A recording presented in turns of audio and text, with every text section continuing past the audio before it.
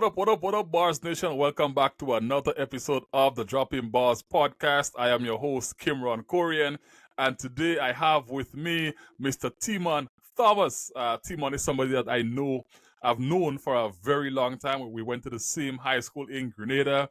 I mean, his brother is one of my best friends, and I mean, we've just been in that similar circle for a bit. So, Timon, welcome to Dropping Bars, and I'm really happy to have you here, man. Hey, thank you, Kimron, and thank you for having me on. I really look forward to a conversation today, speaking about all the stuff that I'm working on.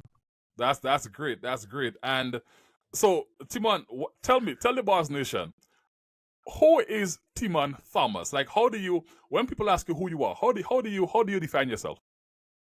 Well, one of the first things that I identify with is the fact that I am from Grenada. That's a big part of my identity. I don't ever let that pass. Any opportunity I get to share the fact that I'm from Grenada or from the Caribbean in general, I always do that. So I'll say I'm from Grenada. I grew up in Granbra, St. Andrews, pretty close to where you grew up, Kimron. So not just a stone's throw away from paradise. Yes. And we both went to the same high school together, as you said. I worked as a teacher at Wester Hall Secondary School for some time. And then I decided to come out into the US here to get my education. So I pursued a degree in sport management, and then I moved on to get a master's degree in that same field. One of the things that I would say about me is that I am very passionate about helping others. My mother used to be a little on me sometimes when she would say, boy, you need to sometimes think about yourself and not just think about helping others. So it's just a part of my character where I always want to help people. And I'm very passionate about that. And anything I can do to help young people is definitely what I would do. Right. And Timon, as you mentioned, your degrees in sports management. One of the things that I remember about you back in the day was that you was very big into building and construction and that type of thing. As a matter of fact, I thought you were gonna be a builder one day, like an architect or something like that. And I don't remember clearly, but I think that's what you taught at Wester Hall as well. Is that correct? So here's the amazing thing. Both you and I thought that I would be an engineer and a builder because that's what I thought I would have been also. Yeah, but yeah, no, so what happened? My first passion was definitely building because my dad had done that for over 40 something years, maybe even more, because I think he started doing construction when he was like 13. So he was very, very young when he started. And I really loved it too because I liked the idea of putting my hands to something and seeing the end result of a particular creation that I came up with or I was able to translate from a paper into reality. As you correctly said, I did teach building technology at Wester Hall Secondary School. So after leaving college, I worked with my dad. I taught building construction and building technology. But then when I came out into the US to study, from it switched to a point where, I was helping, while I was teaching, I was helping the athletes with the managing of the secondary school athletic team. And I started to realize that sports was a medium to get through to young people and to help them. So outside of the classroom, I was able to interact with a lot of young people to gain their respect, to show them the ins and outs of how things work, and not just behind a desk or behind a chalkboard or something like that, or in front of a chalkboard. So because of that, I felt like, that might be a good way for me to actually impact the lives of young people. And that's why I decided to go into sport management. But amazingly, my first try was at sports psychology. But then I switched to sport management, and here I am today getting my degrees, or having gotten my degrees in sport management. So it was an interesting switch. I would definitely say it was one of those things where it's a definite 180. It was not in the direction that I was looking, but here I am today with some other area where I think I can actually help young people. Right. I mean, I can definitely empathize with that because I feel like I made a similar switch in my career as well, away from finance into the digital space. So, Timon, now talk to me about what do you do right now? So one of the things that I do is that I actually work with a university, a pretty prominent university here in Texas called Texas Tech University, where I am the program administrator for a mentorship program. So I basically do that as my professional career. I work along with students who need mentorship. I match them with faculty, staff, and graduate students that can mentor them. And I provide other supporting facilities and other supporting mechanisms for students who need to develop individually. But outside of that, I am very involved in other stuff. Maybe outside of let's take it outside of just the professional realm. I am also a basketball referee, a basketball official. So I actually officiate basketball all the way up to varsity level college, high school basketball here in Texas. And then I do photography, videography, and now I am also doing recruiting for universities in the US. Now, obviously, I'm not in Grenada, so a lot of my work is done through social media and the internet and just connecting with people on a one on one basis, trying to tell them about the advantages of coming out here to study, which I've enjoyed as an international student myself. So I would want to describe myself as a multifaceted person. I'm very hands on. So, I teach myself a lot of things, but I'm very involved right now in recruiting students to come to the US as part of like one of the things that I do as a free service that I provide to students. Okay, so let's talk about that. Why do you think why or what was the impetus for you? And I could imagine maybe it had to do with your experience, but like why did you think that you wanted to create something where you will do some sort of like recruitment for students to come to get out there into the US and into the bigger world to have an educational experience to do a degree? Why do you think that's important? So, as an international student myself, I experienced quite a few things that has made me realize that a lot of international students struggle with the transition of coming out here to the US or even Canada and these places to study because they don't have knowledge of what is expected of them or what are some of the things that they need to learn or adapt to when they get here. So, even while I had two of my brothers who were actually students when I came, so I could have relied on them for certain advice, there were a lot of things that I didn't know that I had to learn myself. And my intention with this recruiting process is that, or this recruiting assistance, is that it eliminates some of the insecurities or the feeling of being unsure for a lot of students. I want to eliminate that as much as possible. So, a lot of what I do is creating content that basically speaks to things that are not necessarily widely known by international students pursuing or wanting to pursue a degree in the US or Canada. So, all of what I do is based around the fact that I do not want students who are incoming to experience the same things that I or other international students had to face with not knowing what to expect. Okay. Well, that's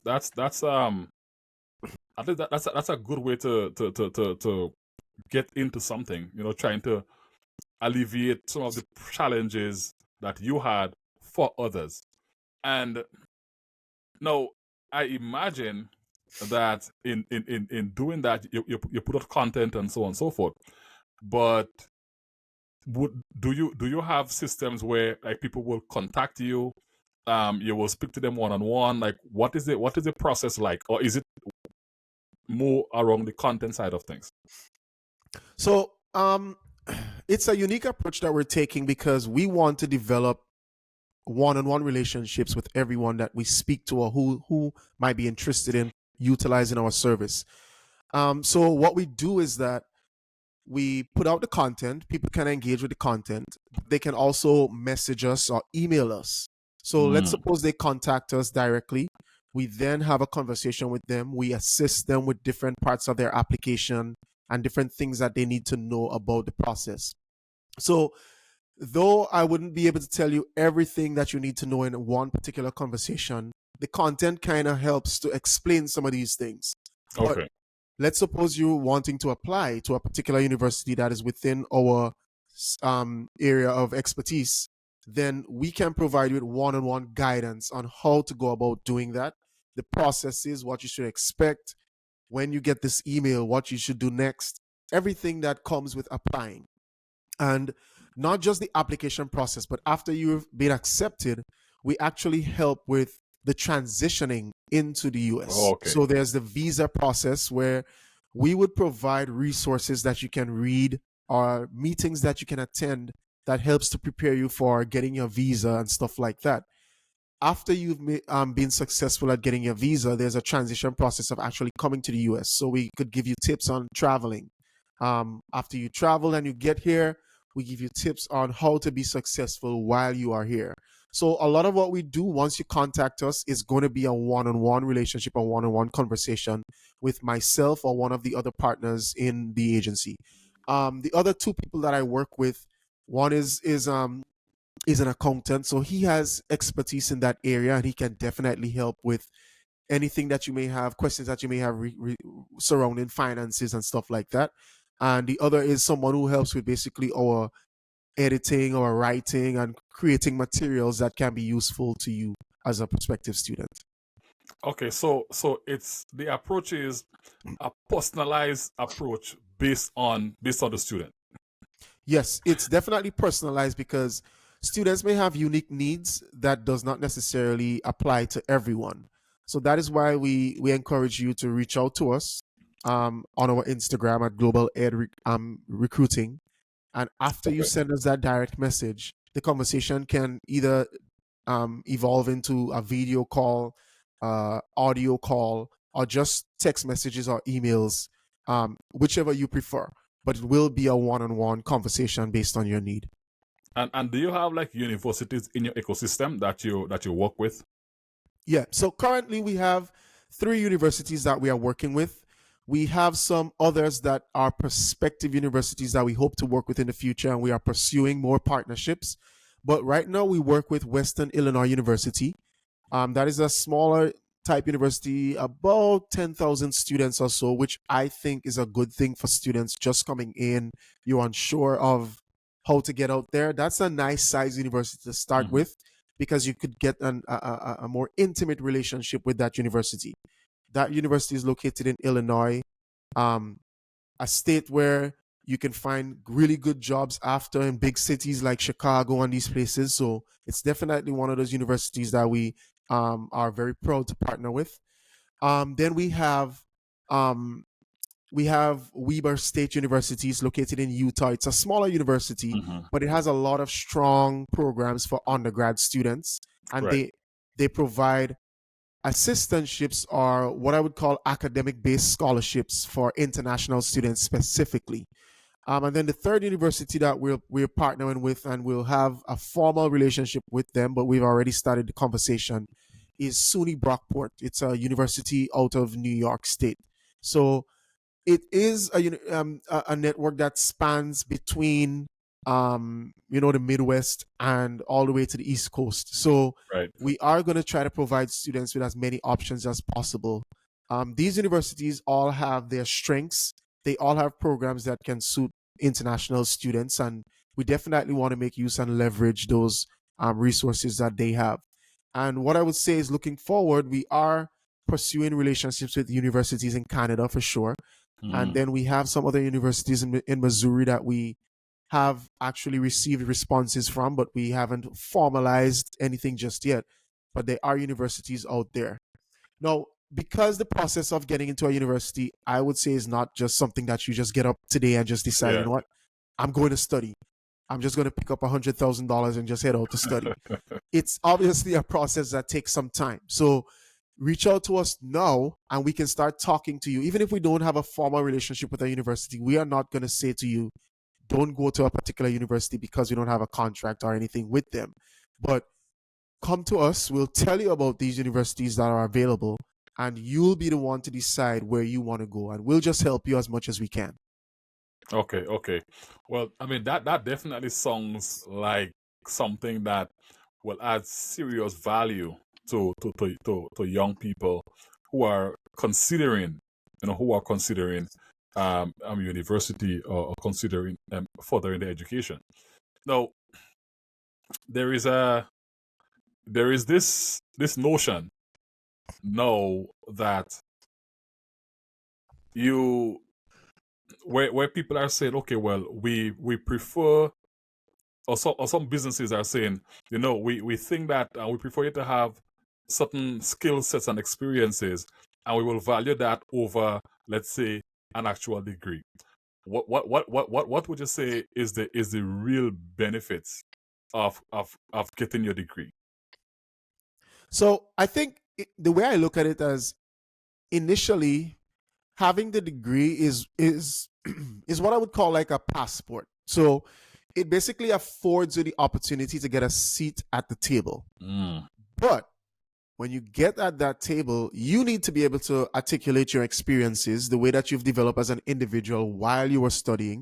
So it means getting involved in extracurricular activities or things that are outside of the scope of your degree. It means getting involved in the community. So if you come out to the US, let's say you're in Grenada, or you're in the Caribbean, or you're in Africa, or you're in India, or Pakistan, or wherever you are right now, you need to get involved in things that show that you are a developing individual who's willing to learn and to expand your horizon. So you shouldn't just limit yourself to thinking that, you know what, all I need is just a degree and then that's it. I'll be successful. No, get involved in clubs, get involved in things that can bolster your resume. Because at the end of the day, I would think that almost everyone that is going to be interviewing for a particular job already has a degree. So how do you distinguish yourself? You distinguish yourself by getting involved in things that are outside of the scope of just your narrow degree. But you show that you are an individual who's well rounded. You show that you can work in teams. So if you're involved in organizations that have other members, it definitely shows that you can work with other people. Those are things Mhm. that employers want to see. So get involved in things that can bolster your resume, that can make you look like a holistic individual. And ultimately, those are the things that would give you an edge when you are in the process of trying to find a job. Yeah, and that's so true, because that degree definitely gives you that foot in the door, and everything else is what's gonna really take you further. So, Timon, no, based on from your experience, based on just everything that you've done, everything that you've done from teaching at high school, going to study, doing your bachelor's, your master's, working at the university, working with the helping to recruit students, and get students to get their degrees out there in US and North America. What would you say are like some of the biggest lessons that you've learned along the way, that you believe that young people in the Caribbean can benefit from? So there's so many. It's just a matter of where to start. I think what I would first start with is something that and maybe I was just ignorant, and maybe I just didn't know what was going on in the world. But one of the things that I was very limited in is what it was that I didn't know that there were so many different areas that you could study and actually be a professional in. Sometimes we just think of, we get a degree and we become a doctor, or we become a this, or become a that, and we just think that everything is just like very narrow paths. But there's degrees like you could become a data scientist, you could be a nurse, and you could actually go to university and become a nurse. You could There's so many areas. I don't even want to necessarily list all of them, but there are so many little things that we don't think about that are areas that people can actually study and get a degree in. So I want us to, especially in the Caribbean, we have this notion of, you know what, I'll just do chemistry and biology, and I'll just kind of like, just study that, and I'll be fine. I'll be able to make a career out of that. But you could be Yeah, a doctor. lab So. you could be a laboratory technician. You could specialize in forensics. You could do there's so many things that you could do. And a lot of these schools that we work with, they literally have hundreds of programs that you can study. Hundreds. So it's just a matter of finding the thing that works for you, but it comes with research. One of the challenges that I see is that a lot of students or prospective students, I won't lie to you, Kimron, they don't like to read. So from the time you tell them that you can help them, they just come to you with very specific questions, and they expect that you'll just regurgitate an answer for them. Whereas in a lot of instances, all I do is that I just provide them with the resource, provide them with a Mm-hmm. website where they can read and learn. Because I don't want this to feel like this is some process that you could just easily engage in and just walk away and turn your back and figure everything is going to work out. You have to do your own research. You have to learn to read and learn about programs and learn about different things so that when you come, you have a better knowledge of what it is you're getting into. Um, Another thing that I've learned is that outside of the degree, networking is extremely important. Knowing people, learning who your professors are, speaking with your professors. I don't know what the experience was like for you in Canada, but we have something in the US called office hours. Do you have Same. that same Yes, setup same thing. in the Same thing. right Canadian system? All right. And basically what we do, what office hours are, it's an opportunity to literally meet with your professor on a one-on-one basis. I used to use that opportunity to speak to professors and get to learn who they were. And they would learn who I am. And I would think that putting a face to the name that you see on a paper or getting to know that person on an individual basis makes it a little easier when you're grading their paper, right? Right, It makes it right. a little easier to say, you know what, I can make the connection with that person because I know who I am grading. I know who I am assessing here. Um, and then whenever you want assistance, it is easier to get assistance from a professor if they know who you are.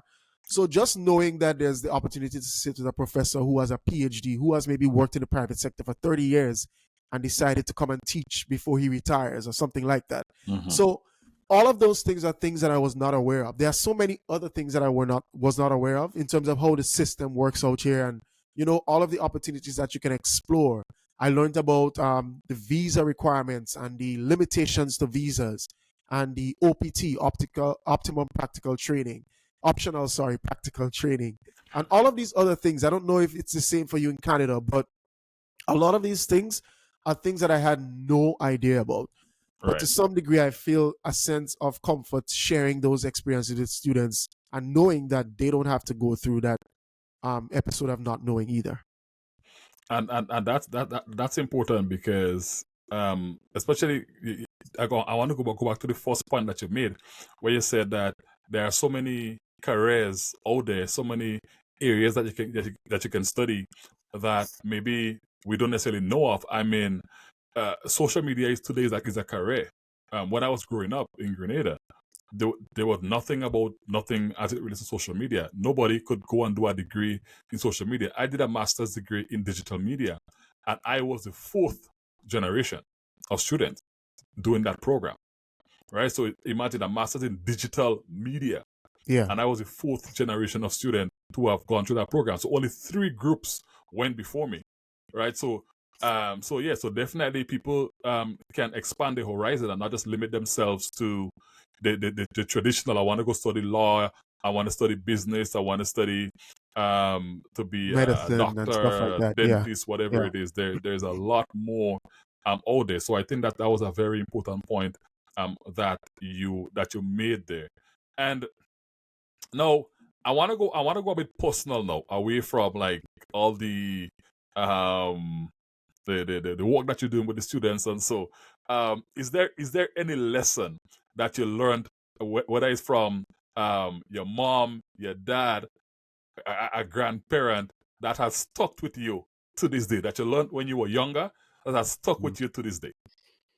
Well, there are multiple lessons, but I'll maybe just talk about two. So the first one is that my parents, so myself, I have two other brothers who are currently pursuing their PhDs.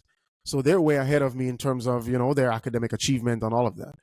But one of the things that my mother said to us when we were, thinking about going to study, and we didn't necessarily have all of the funds and all of that, but we still took that risk. My mother said to me, we may not be able to leave like $1 million or whatever in inheritance for y'all. We may not be able to leave a bunch of cars and all of that stuff that people think they can inherit from their parents, but we can help you get your education. So I valued when she said that. I value that so much because, I think she understood the importance of it. And let me not mitigate why I say that. Let me tell you why. My mother literally had to drop out of school at the age of 13. My dad dropped out of school about 13 or 14 too. So they never even finished, school by any stretch of the imagination. They were never even close to finishing school.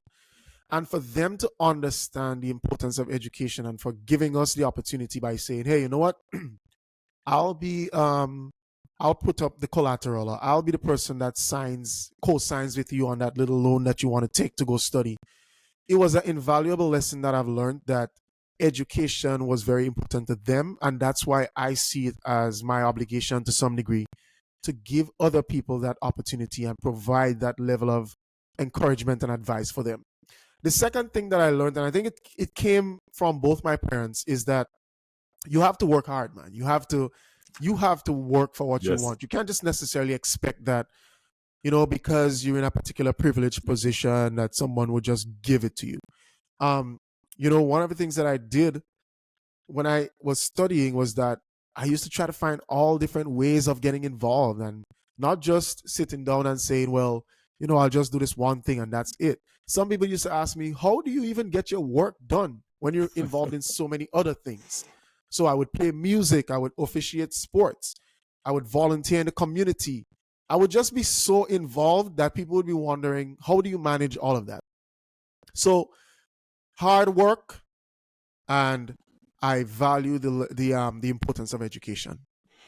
Yeah, we can never discount the value of hard work, and we can never discount the value of having a good education. And I mean, obviously I know your mom, so I know that she values education a lot. So I'm not even surprised that that advice, well, that she said that to you, to you and your brothers at a very at an early age. So Timon, man, thank you so much for being on the podcast today. I have one more question for you before we wrap up. Now, if you found the fountain of youth today, would you drink? Kimron, are you trying to send a message to me because you don't find I look young enough? I'm almost 40 years old. I'm No, literally almost 40 years old. And actually, you know what? That question I started asking when I had a guest. My guest was Jovis Dabrio, who you know. yeah, And Mr. Dabrio was on the podcast, and we started talking about that. And that question came up. He asked that question, and I thought that was so interesting. And since then, I've been asking everybody who came on the podcast that question: would you drink? well, I think unless the fountain of youth is a euphemism for something else than what I'm perceiving it to be, I would drink. Let me tell you why. I definitely want to be around long enough to see some of the people that I'm helping right now succeed. And I think if I could keep regenerating and being there with that same level of energy, man, I would do it over and over and over again. So if that answers your question and it's not a euphemism for anything else, I would definitely drink. No, I mean, it's not anything for anything. It's literally What function it of is. youth drinking. And All right. yeah, and I think Mr. Dabrio has a poem around that as well. So that's why that came up, and I love that question so much because it make people wonder, will I drink? I mean, some people straight up told me no. They're like, I'm not drinking. Yeah. I'm not. And Why I was is like, that? Why? I don't know. I guess some people feel like they've been around long enough. They've seen enough, and I guess they want to maybe create space, opportunities for others. I mean, people have all different reasons, Okay. but yeah, some people say yes, some people say no. Um, but I guess it is what it is. Yeah, so, yeah, so, yeah. Timon, thank you so much for being here on the podcast today with me. Your, and for the just tell me one more thing for the people who want to reach out to you. I know you Mhm. mentioned it during the interview, but can you just tell us again how people can get in contact with you or any or your recruitment agency if they want to speak to you about opportunities for getting their degrees and education in North America? Right. So I think let me just emphasize this in case it got muddled in all of the conversation. What we do is free. You don't pay for anything. It's a free service that we provide to prospective students. Let me just put that on the board first of all. So my preferred way of communication would be either through Instagram direct message, because that's how we have to utilize and leverage social media right now. And then email. So you can reach us at Global Ed Recruiting, Global Ed Recruiting. That's on Instagram. Send us a direct message and we'll be able to reach out to you and have a conversation there. And we can take that conversation wherever you need it to go. If you need a video call or audio, whatever, we can do that. Or you can send us an email at Global Ed Recruiting Agency. Let me just say that again, Global Ed Recruiting Agency at gmail.com. So those are the two ways that we can initiate the conversation, and then we can, as I said, migrate to other forms. Perfect. Thank you. So, Bars Nation, thank you for tuning in to another episode of the Dropping Bars podcast. I am your host, Kimron Korean.